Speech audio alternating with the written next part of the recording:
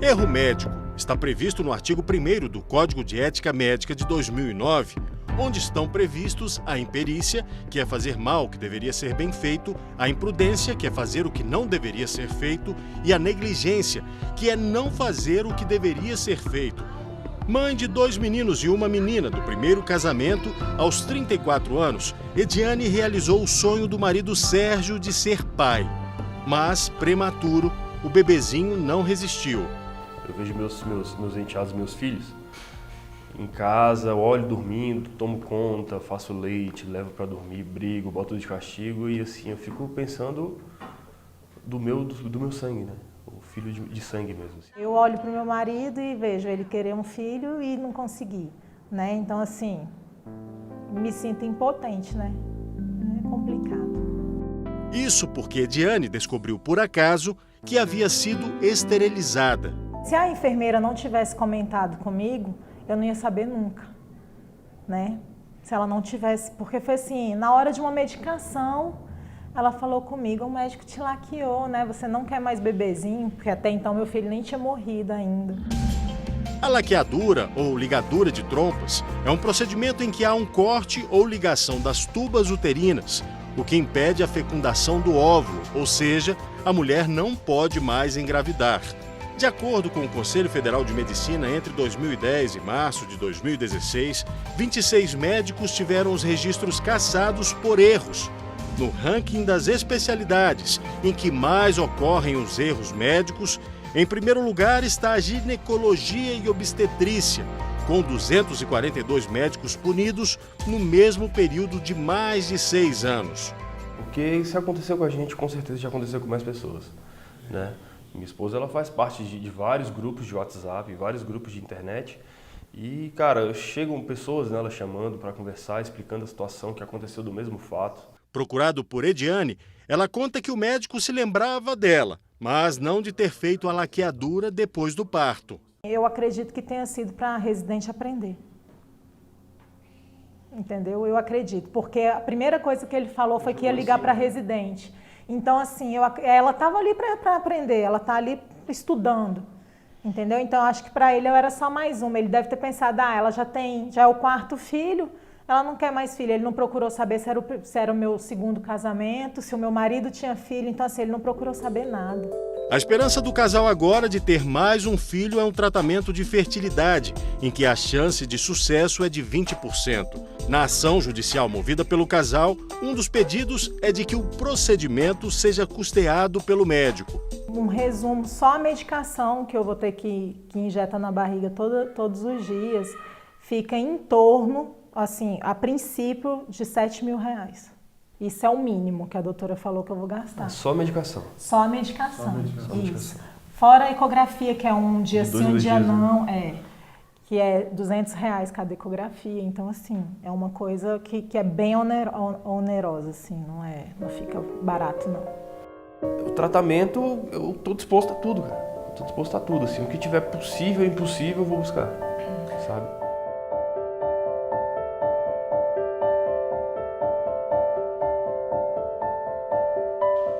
Matula, agora eu vim até a casa da Elisângela. Ela também tem uma história triste para contar.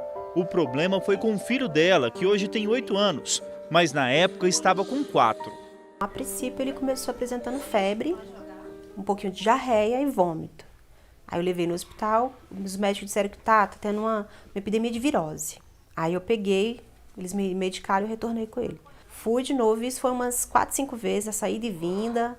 Por último, eu fui no último hospital, ele já estava mais debilitado. Ele já estava muito amarelo, ele não andava mais, ele não urinava, ele não estava mais defecando, ele não se alimentava. A febre estava muito alta e a dor muito intensa, muito intensa. Mesmo após exames, o profissional insistiu no diagnóstico de virose. Na ecografia, ele já chorava muito. O médico passava o negócio em cima, o técnico, e ele gritava dentro do hospital, gritava de dores. E aí o médico virou e falou assim, não pode, ele deve estar de frescura. Não pode. Aí ele, isso aqui é só uma virose, é uma dorzinha, ele deve estar com infecção no intestino e passou virose e passou um Tilactil, ou seja, remédio para quem realmente está com diarreia, quem realmente está com problema no intestino e pronto, mais nada. E o diagnóstico correto foi feito onde? Aí eu levei ele no hospital público. Quando eu entrei na porta do hospital, ele começou a vomitar sangue em cima de mim, umas bolas enormes de sangue. Eu invadi o hospital com ele, corri. Quando eu cheguei na porta onde estavam os médicos, eles viram o jeito que ele estava e entraram com ele de vez. Subiram, demoraram uns minutinhos, desceram. Mãe, o estado do seu filho é muito grave, ele vai ter que ficar internada. Começaram a fazer um monte de exame, voltaram, acho que mais ou menos uma meia hora depois, olha, ele vai ter que ir para o centro cirúrgico, está acontecendo isso, isso e isso. Eu achei um pouco estranho, mas não entendia muito bem, né? Aí depois voltou um outro médico e me disse que ele estava com uma apêndice, a apêndice dele estava suturada e que ele ia ser transferido porque lá não tinha suporte para fazer a cirurgia dele. A Elisângela conta ainda como foi a reação dos médicos quando viram que o problema era apendicite. Eu tomei bronca do hospital público assim que eu entrei, porque eles acharam que eu tinha sido negligente, né? E o Maxwell precisou passar por 2 cirurgias. Pela primeira, para fazer retirada e limpeza. Após 7 dias, ele teve que fazer uma outra. E essa foi mais invasiva, porque eles removeram o baço dele, que já estava bem alojado no baço dele. Então eles removeram para fazer a limpeza. E nessa segunda cirurgia, para mim ainda foi pior. Eu ainda fiquei mais debilitada do que a da primeira. Porque quando ele entrou no centro cirúrgico, ele falou assim, mãe, eu vou morrer. Ele falou, mãe, eu vou morrer. Então, ele desabou para um lado e eu desabei para o outro. Porque quando ele entrou no centro cirúrgico, para mim eu tinha certeza, eu ia perder meu filho bem ali. Mas com a graça de Deus, ele está aqui, saudável, sã e bem. E quase morreu. A própria médica que fez a cirurgia, ela falou comigo, mãezinha, seu filho nasceu de novo. Porque o estado dele era muito crítico, a idade dele também é muito baixa, dizem que apêndice é um caso bem complexo, né? Então ele nasceu 2 vezes, graças a Deus.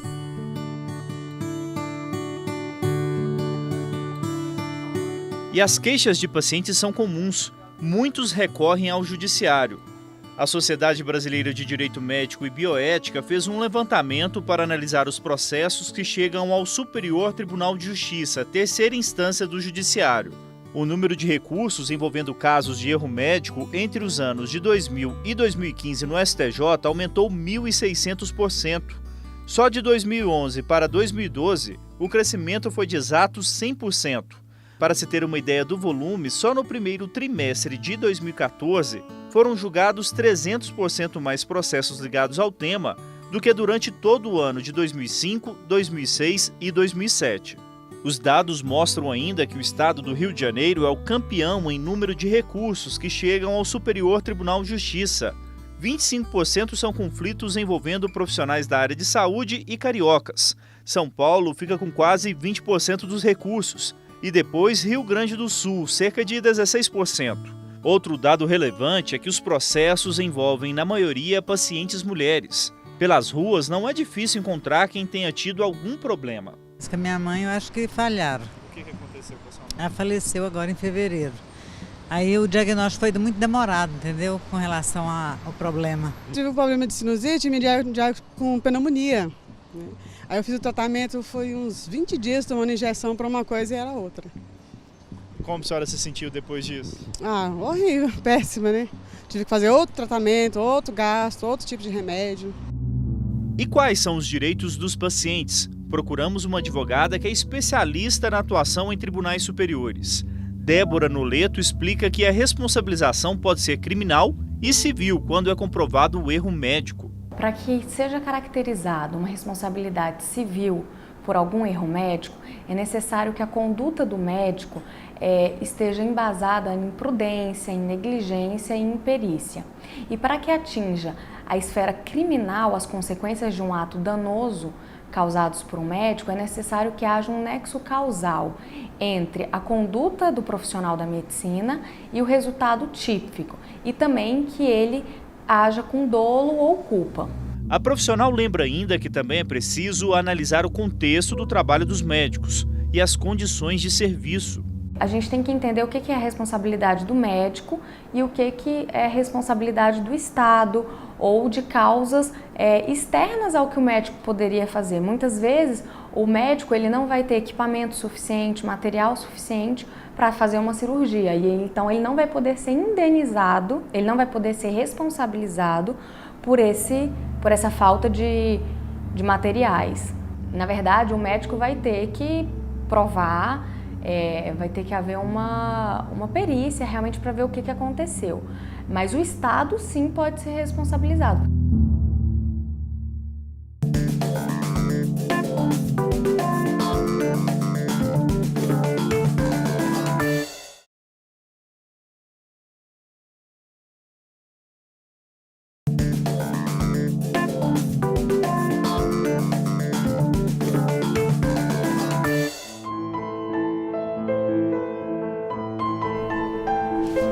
Parecia uma estátua que eu não acreditava que aquilo estava acontecendo. A esposa de Valderi, Jaqueline de Almeida, de 34 anos, fez uma cirurgia de redução de estômago em 2012 e, em outubro deste ano, foi submetida a um procedimento que deveria ser simples, uma endoscopia digestiva para ver o estômago operado. E aí esse procedimento era para verificar a possibilidade de fechar, que é uma videoendoscopia com o uso de gás. E aí é feito esse procedimento para diminuir novamente o estômago que ela tinha feito na cirurgia bariátrica. Valderi conta que o procedimento foi demorado, que não é comum, e que depois disso a barriga de Jaqueline ficou muito inchada e ela sofreu com fortes dores. Parecia um balão, sabe? A barriga dela. E ela respirava com dificuldade. E eu virei pro doutor na hora. E eu quero que ele seja homem para confirmar o que eu estou falando. Doutor, se a minha esposa tiver uma emergência aqui, essa clínica tem estrutura para atendê-la? Pode ficar tranquilo. Pode ficar tranquilo. Sua esposa está em boas mãos e só precisa expelir os gases. Hoje, após o laudo do IML, eu não tenho dúvida de que houve erro médico.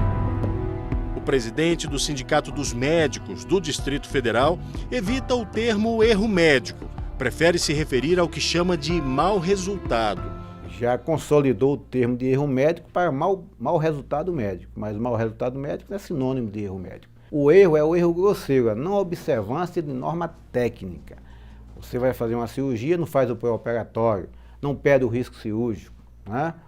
E aí o paciente é um cardiopata, o paciente teria que tomar um anticoagulante, por exemplo, e não foi feito a prevenção, né? Isso é erro médico. A medicina não é uma ciência de fins, é uma ciência de meios. Tá? Eu tenho que usar de tudo que eu sei, de toda a minha capacidade técnica em benefício do meu paciente, mas isso não quer dizer que o resultado vai ser o melhor, não sempre bom.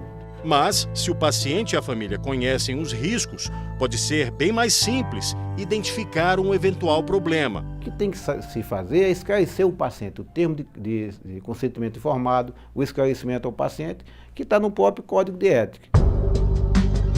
Valderi não recebeu esclarecimentos na clínica Endogastros, que funciona neste centro clínico em Brasília.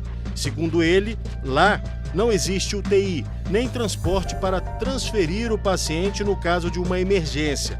Só às 9 da noite, Jaqueline foi levada para este hospital. Já no hospital, o médico falou sobre a cirurgia que fez. Houve um rompimento no intestino de Jaqueline, segundo ele, pelo gás que injetou para o procedimento lá na clínica. Eu não entendi esse rompimento. Rompeu porque o ar entrou. O intestino ficou tão distendido, estava assim, ó, tão distendida a barriga assim, que naquele ponto não aguentou e para aliviar. Depois da cirurgia, o médico se desculpou pelo que aconteceu. Desculpe, viu, cara? Eu não queria que isso fosse assim, não. Se já tivesse hoje com você e sua filha. Eu vou fazer o possível, mas assim, eu não posso fazer mais do que eu tenho conhecimento. Eu vou me esforçar ao máximo. Estou arrasado. Mas Jaqueline acabou morrendo. O laudo do IML mostrou a causa. Houve, na verdade, um erro que foi mostrado no laudo do IML, que houve uma perfuração do fígado. Em momento algum o médico tocou nesse assunto com a gente. Valderi quer entender por que a demora no atendimento efetivo da esposa. E a gente veio saber, no pré-laudo do IML, que ela tinha tido o fígado perfurado. E ela perdeu por volta de 2 litros de sangue para dentro da própria barriga. Um inquérito foi aberto para investigar se houve falha na estrutura da clínica e erro médico por parte do profissional. Não é a primeira vez que o médico Lucas Seixas é investigado. Em 19 de março de 2006, após ser submetida a uma cirurgia bariátrica pelo médico Lucas Seixas Doca Júnior, a professora de Direito Fernanda Werling morreu. O médico também responde pela morte da psicóloga Maria Cristina Alves da Silva, que faleceu em 18 de fevereiro de 2008, também após ser operada por ele. Valderi conta o drama dele para evitar que tragédias assim continuem a acontecer. A nossa intenção é levar para as pessoas que tomem cuidado aos lugares que vocês vão e tomem cuidado com os profissionais que vocês são atendidos. Hoje a gente não se preocupa muito com isso. A clínica Endogastros não retornou nossas ligações. Até o fechamento deste programa, o médico Lucas Seixas também não atendeu às nossas repetidas ligações para dar a versão dele da história. Corregedor do Conselho Federal de Medicina, responsável por receber denúncias de erro médico, José Fernando Maia Vinagre, explica como funciona o registro profissional de um médico. O médico é registrado no Conselho do DF e ele vai atuar em Goiás. Ele precisa ter um registro em Goiás também. Ele não pode ter apenas o registro no DF e atuar em qualquer estado outro da federação. Ele precisa ter o registro no DF e, se ele atuar em Goiás, outro registro em Goiás. Se ele atuar em Minas Gerais, outro registro em Minas. Quando o médico é cassado definitivamente. Ele não pode ser cassado no Distrito Federal e atuar em Goiás. O Conselho Federal de Medicina é uma instância apenas de recursos. As denúncias que chegam aos conselhos, elas chegam no Conselho Regional de Medicina. Depois que tramita o processo ou a sindicância no Conselho Regional, se uma das partes não está satisfeita com o resultado desse julgamento, ela pode recorrer para o Conselho Federal, tanto o médico quanto a pessoa que denunciou. No CFM, o corregedor nomeia um dos 42 conselheiros para ser o sindicante que vai apurar determinada denúncia. É essencial, quando chega uma denúncia que envolve erro médico, ter o prontuário do paciente. O prontuário é um elemento que vai dar muita informação a respeito do caso que está sendo analisado. Ele vai solicitar esse prontuário ao hospital ou ao consultório do médico, aonde for, tá? Para que ele seja analisado e depois dessa fase, ele vai elaborar um relatório a respeito do que ele apurou. Tá? E esse relatório é julgado pelo plenário do Conselho. Não é monocraticamente nem pelo sindicante, nem pelo corregedor. É julgado pelo colegiado. O parecer pode ser pelo arquivamento ou para abrir o processo ético profissional. No segundo caso, pelo menos 14 conselheiros devem concordar que o médico cometeu um erro e que merece punição. Ela vai desde uma advertência e de uma censura confidenciais, ou seja, apenas o médico fica sabendo, passando por uma censura pública, com divulgação em jornal e no diário oficial, até a cassação do registro profissional, em que o médico nunca mais poderá atuar. Eu posso falar pela minha esposa hoje. A minha esposa não teve culpa no procedimento que ela fez. Isso é a minha certeza.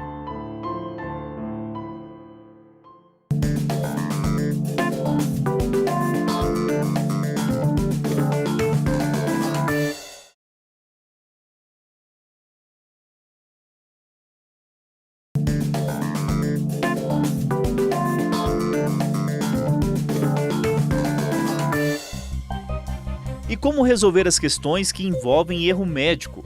O judiciário dá as respostas quando pacientes e profissionais de saúde estão de lados opostos. Lembra da Elisângela? O filho dela estava com apendicite e o diagnóstico errado do médico que tratou o problema como virose quase levou o menino à morte. Ela procurou a justiça e processou o médico e o hospital responsável pelo atendimento. Quando eu cheguei em casa com ele, no mesmo dia que eu parei, sentei, olhei para ele, vi que ele estava muito magro, Eles perfuraram aqui nele, né, por conta do coraçãozinho, então aqui tinha um buraco nele. E eu fiquei prestando atenção no jeito que ele estava, e aí sentei com meu esposo e a gente conversou. E eu fiquei lembrando da consulta com o médico, e ficou bem marcada aquela palavra que ele tinha dito para mim, que ele tá com frescura, é uma virose. Aí tomamos a decisão de procurar a justiça e tentar fazer com que ele e outros que tenham, né, prestem mais atenção em crianças, porque crianças é muito frágil. É difícil para uma criança passar por tudo isso. É mais difícil ainda para os pais, porque é muito sofrido. E a gente, não sei se foi uma ocasião muito complicada, porque quando ele fez a cirurgia, o hospital não estava com o remédio suficiente. Então a gente teve que comprar remédio por fora. E o que você achou quando saiu a decisão da justiça favorável à sua família, obrigando o hospital a pagar a indenização de R$90 mil, 60 mil por danos morais e 30 mil por danos materiais? Eu fiquei feliz. Eu só não fiquei mais feliz porque, assim, apesar da batalha judicial ela ter sido muito boa, foi satisfatória, mas pelo fator de eu não ter a ciência do qual foi a punição do médico, entendeu? Qual foi a decisão pro médico. Porque quem arca é o hospital, mas e o médico? Ele teve alguma punição por conta disso? Então, essa é a parte que ficou uma incógnita. O repórter Justiça também veio ao Ministério Público. O do Distrito Federal tem atualmente 340 feitos em andamento na Promotoria Criminal de Defesa dos Usuários de Serviços de Saúde. Neste ano já foram realizados quase 450 atendimentos e foram ajuizadas 27 novas ações penais por crimes cometidos por profissionais de saúde. O promotor responsável, Maurício Miranda, explica como os casos chegam ao conhecimento do MP. Pode até procurar a própria polícia diretamente, fazer a sua representação, ou pode vir ao próprio Ministério Público e trazer a notícia do fato. Esse fato, ele, dentro da estrutura, dentro das regras do Ministério Público, ele é apurado e, posteriormente, se houver indícios para a continuidade da investigação, a gente transforma aquela notícia de fato num processo de investigação criminal. E, a partir daí, nós vamos coletando depoimentos que forem necessários, até dos próprios profissionais médicos que estão envolvidos, das vítimas, das testemunhas que possam esclarecer. Vamos submetendo o prontuário que vai ser coletado aos nossos médicos assessores para que eles forneçam uma conclusão se os protocolos foram ou não foram seguidos, se ocorreu ou não ocorreu alguma negligência, alguma imperícia, alguma imprudência, e com base nesta orientação técnica, o Ministério Público se posta juridicamente ofertando ou não a denúncia devida contra aquele profissional. É feita uma análise caso a caso para verificar se houve ou não erro médico. A análise ela não é subjetiva, ela é bastante objetiva, porque para cada doença, para cada diagnóstico que você tem, o médico tem que obedecer determinados protocolos. Esses protocolos eles estão estabelecidos até pelo próprio Ministério da Saúde. O que a gente faz é comparar, saber se para aquele caso, para aquele atendimento, para aqueles sinais e sintomas, se os protocolos foram adotados. Os protocolos mais conservadores, no sentido de abranger a maior possibilidade de doença e preservar a vida e a saúde da pessoa que está sendo atendida. Principalmente nos casos de cirurgia plástica, acontece muito o dano estético. O dano estético é uma lesão ao físico do paciente, mas muitas vezes esse dano, essa lesão vem atrelada a uma lesão moral ou material, porque o paciente ele gerou uma expectativa de um resultado diante daquele procedimento. E quando esse resultado não é cumprido, o paciente pode ser indenizado. Existem tipos de obrigações.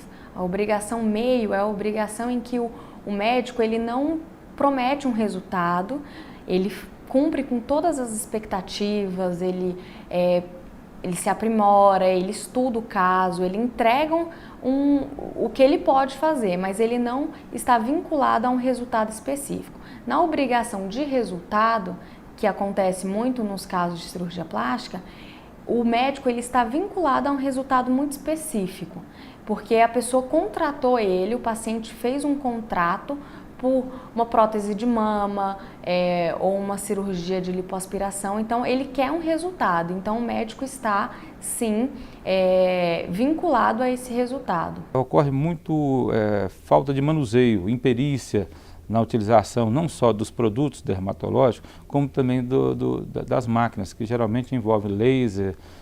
A gente percebe que aconteceu casos aqui de vítimas que perderam membros, dedos do pé por conta da utilização indevida de raio laser. E a punição é rigorosa? Se o erro do médico ficar na área da negligência, da imprudência e da imperícia, isso aí com toda certeza vai ser um crime culposo. A pena é muito pequena, Mesmo para um caso de homicídio doloso, dificilmente você vai ter uma pena de reclusão. Essas penas são estabelecidas nos moldes que ocorre uma substituição da pena privativa por uma pena restritiva de direitos. Então, há necessidade até de uma revisão desse aspecto, porque o erro médico que provoca uma morte ou o erro médico que provoca uma lesão não pode ser submetido a esse tipo de sanção. A gente acredita que uma sanção maior causaria para o parte profissional um temor, também um cuidado com o paciente.